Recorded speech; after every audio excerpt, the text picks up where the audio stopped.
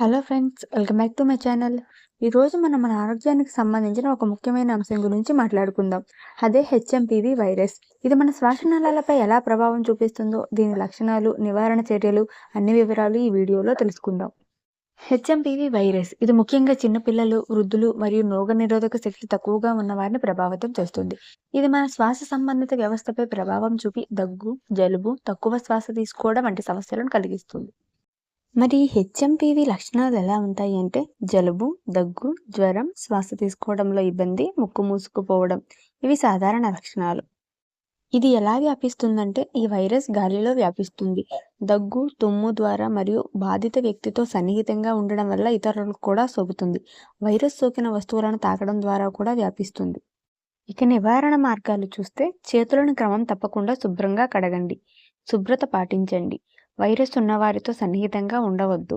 అవసరమైనప్పుడు మాస్క్ ధరించండి. మరి హెచ్ఎంపీవీకి ఏదైనా చికిత్స ఉందా అంటే దీనికి సంబంధించి ప్రత్యేక మందులు లేవు, కానీ లక్షణాలను తగ్గించే చికిత్స చేస్తారు. జ్వరం తగ్గించే మందులు, హైడ్రేషన్ మరియు తీవ్రమైన పరిస్థితుల్లో ఆక్సిజన్ సపోర్ట్ అవసరం కావచ్చు. సో అందరూ తమ ఆరోగ్యాన్ని కాపాడుకోవడంలో జాగ్రత్తగా ఉండాలి. హెచ్ఎంపీవీ గురించి తెలుసుకున్న తర్వాత దీని గురించి చుట్టూ ఉన్న వారికి తెలియజేయండి. మనం శుభ్రతను పాటించి ముందు జాగ్రత్తలు తీసుకుంటే ఈ వైరస్కి దూరంగా ఉండగలుగుతాం. ఈ వీడియో మీకు ఉపయోగకరంగా అనిపిస్తే లైక్ చేయండి, షేర్ చేయండి, సబ్స్క్రైబ్ చేసుకోండి.